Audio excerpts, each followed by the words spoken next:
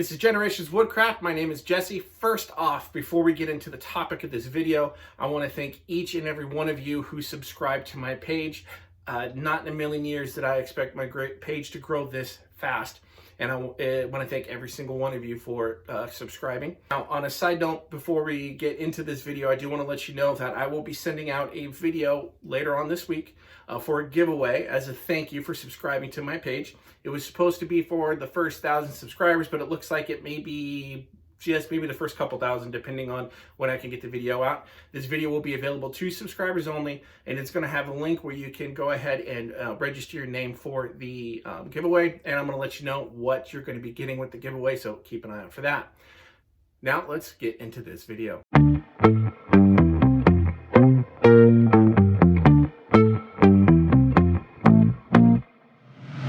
How you doing? Welcome back. All right, so when it comes to today's topic, it actually dawned on me a couple nights ago. I was on YouTube and I was looking up exactly what kind of equipment I might want to upgrade to when it comes to video and audio. I know nothing about AV, kind of harkened me back to when I first started woodworking and I knew nothing.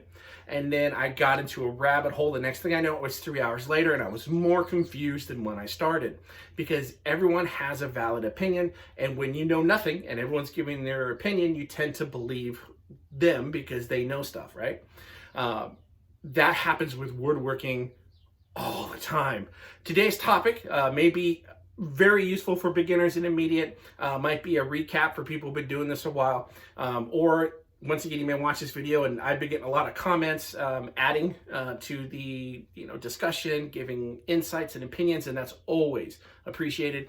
Today's topic is going to be the 5 biggest rabbit holes I found myself in when I started woodworking, and I started learning on YouTube before I did anything else. So let's get to that. Now, when it comes to rabbit holes, I use that word. I want you to know that I'm not talking about woodworking fake news or anything like that. We're talking about people within the education woodworking community on YouTube that know their stuff. They just have feelings and they have facts, and there's not really anyone telling you something that's not 100% true. But the thing is, when you get into these rabbit holes, you will find yourself seriously questioning everything you thought that you knew up to that point. And then you'll be like, okay, I've decided I'm going to go this route. Then oh, here's one more video. And then all of a sudden, like, wait a minute, do I really want to do that? And then you get in kind of a John Travolta looking around, not knowing what to do. I want to make sure that that doesn't happen to you. So the reason why I'm making this video is to let you know that if you run into these questions before you start watching all the stuff on YouTube, which is still good to do because I did, you need to ask yourself 3 questions. The first question is, am I going to be mostly hand tool, mostly power tool, or a mix of both? If you don't know that, then only buy the tools as you need them to do the project that you want to do. So pick your project first.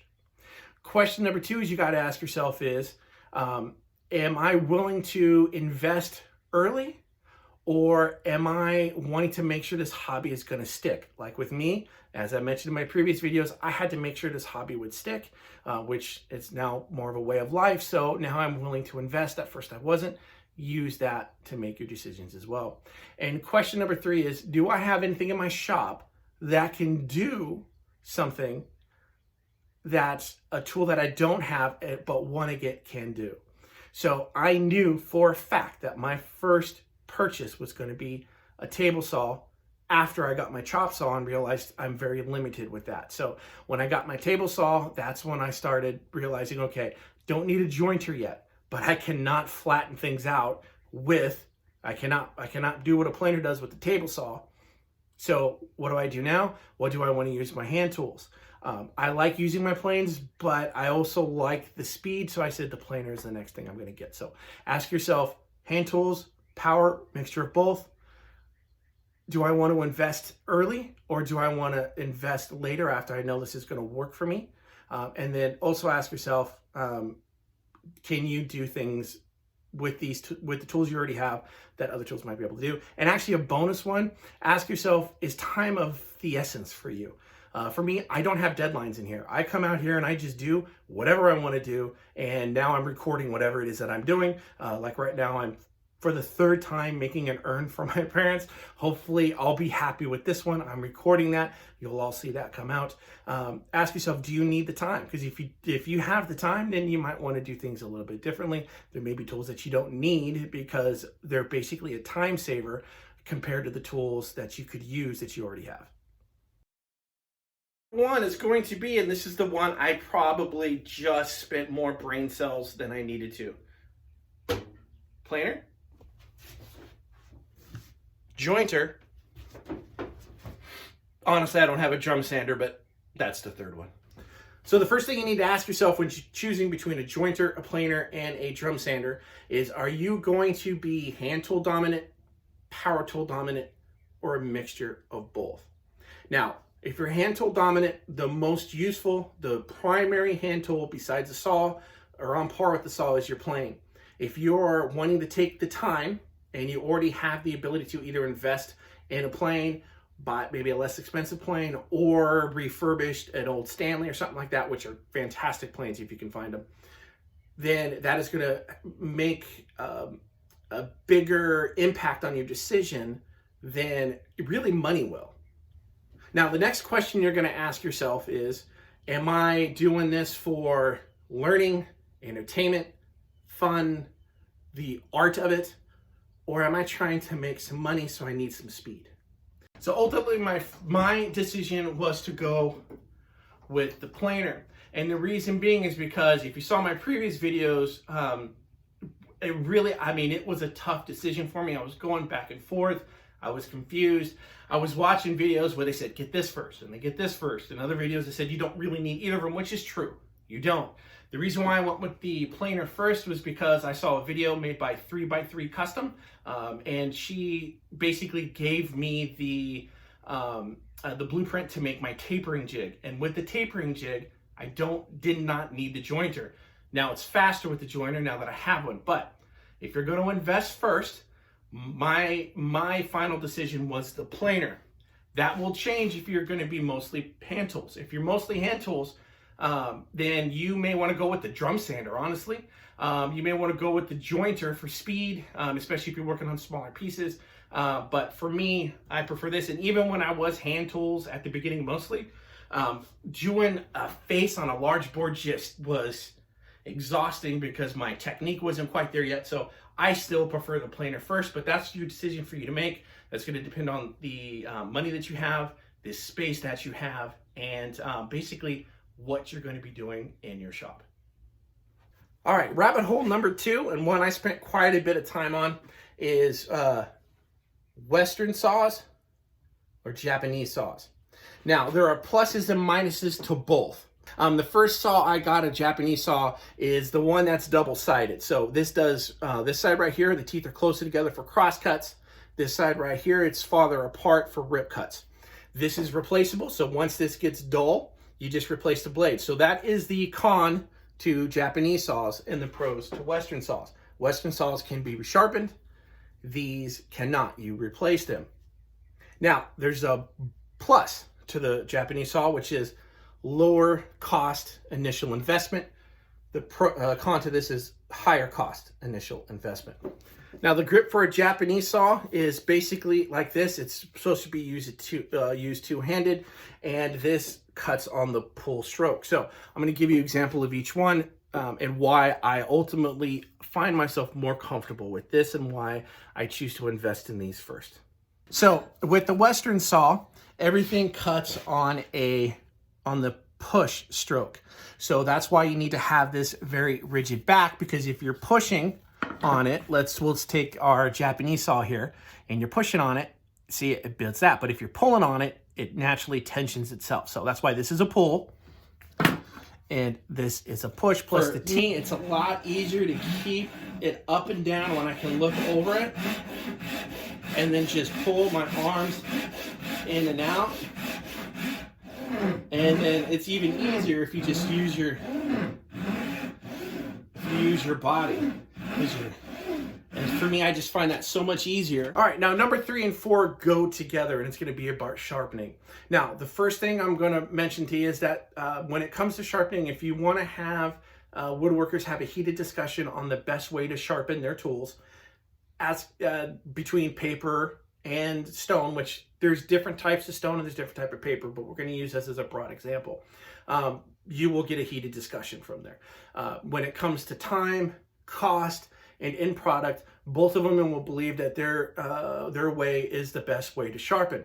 Now, ultimately, everyone believes that as long as you do it correctly, your end result is good, and you're okay with it, then it doesn't matter how you do it, which is why there's a lot of different sharpening. But each side will believe that theirs is the better of the two. So that was the rabbit hole I got sucked down. The first one was paper or stone. All right, so when it comes to choosing between stone and paper, if we skip ahead to the end product, both of them will make things sharp, okay? The main difference between the two, the pro for the paper is initial cost. The pro for the stone is longevity. The con for the paper is that it does take more time to set up. And the con for the stone is initial cost. Now, before I go into what I chose and why I chose it, based on the limited factors that I gave you, and I gave you those limited factors because ultimately those are the factors that decided for me. I do want to let you be able to get into a little bit more deep into this by people who are a little bit more articulate than I am. If you want to know about how to sharpen with stones, Rob Cosman and Matt Estlea both have fantastic videos on that, and I'll try to remember to link those in the description. The person who helped me make my decision on which one I was going to go with, which is the Scary Sharp system or paper, Johnathan Katz-Moses has a fantastic video on that.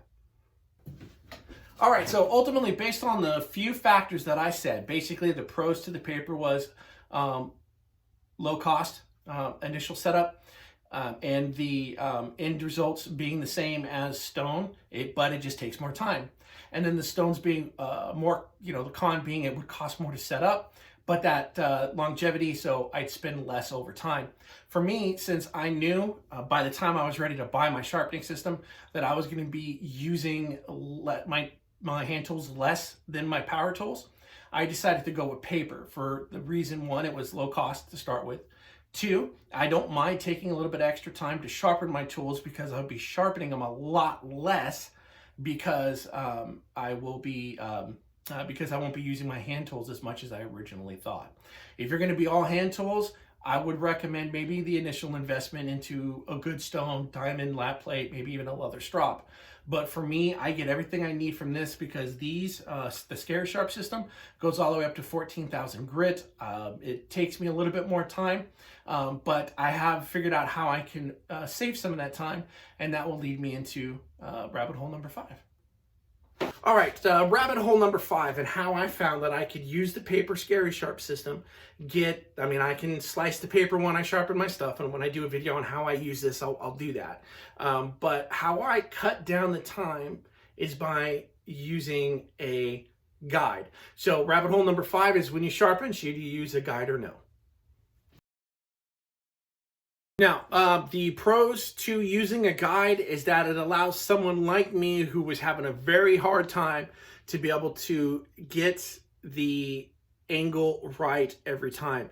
Now, this alone, this makes it uniform. So if you use the guide, you could put a plain blade goes in this section, chisel can go in here, and then of course, as you turn this, it closes around it. This wheel right here is what you'll be wheeling it on, and you in the front face, and it makes everything flush, or you won't accidentally push on one side more than the other. Now, the cons to this is that it does take more time, and that is the important part you have to figure for yourself. Do you want sharpening to go like this? Then you're going to want to learn how to do it freehand, and I refer you back to the Rob Cosman or Matt Estlea video. If you don't mind taking the extra time, make sure it's done right, because a difference between a minute to sharpen your tools versus 5 to 10 minutes, just to make sure that you don't have any error, because as I mentioned on these videos before, error is my middle name. I'd rather prefer, if anything, I can basically jig it up, or something that takes the human error out of it, for me is a plus. So speaking of chisels, number 5 is where I basically got the wrong answer to start off with, and it cost me more money than I needed it to. Chisels. Whether or not you buy a whole set, you buy it individually, and whether or not you need mortise chisels. So cost-wise, I should have bought them individually. I bought a whole set, spent a couple $100. They're really good Narex ones. They're great chisels. I'm not upset that I got the chisels at all. I do not use a lot of the sizes, and I hardly ever use my mortise chisels because when I do mortise and tenon joints, I tend to use the drill bit to dig it out, most of it, and then I use my regular chisels. Occasionally I use the mortise chisels, and the mortise chisels I only use a few of the sizes. So you'll see varying views on that online. I recommend, and what I should have done to save some money, is buy chisels as I need them. And mortise chisels are great to have, but they're not necessary. So you may be able to save yourself some money there. And note that you can do all of the types of traditional joinery without a mortise chisel. So don't feel like you have to get those. They're good to have. They do make the job easier, especially if you're not going to be boring most of it out with a drill bit or something like that, but you do not need it. Now, not every choice that I made at the beginning was 100% correct. I tried to split the diff with the sharpening. I tried to get the paper for the initial low cost and tried to shorten the amount of time needed to sharpen by doing it just with my fingers and feel. I messed up my first chisel I used so bad that I had to basically redo the whole initial 30-degree bevel. It was not good. I didn't get it flat in the back the right way. I fixed it, but it took a lot of time. The rest of the chisels I used with the guide, so that was not a smart choice. Number two, even though I did choose a planer first, I did not put more money into my planer because I knew I wanted to get a joiner eventually. If I could go back on that, I would have waited another couple months, skipped the joiner, and got a better planer than what I have. It's a good planer, but I could have gotten one with a bigger table on it. All right, so as always, I want to thank you so much for spending time with me today. If you are already a subscriber, I want to thank you so much. If you are not, but you have watched this video and either liked my content or watched other videos and liked my content, please go ahead and subscribe and click the bell notification below. If you look in the description, you will see links to where you can purchase the tools that I use. You will also see a link to my Facebook, and you will also see a link to my Instagram. Once again, my name is Jesse. This is Generations Woodcraft. Remember, it doesn't matter the size of your shop. Small shop, big ideas. Just get out there and have fun.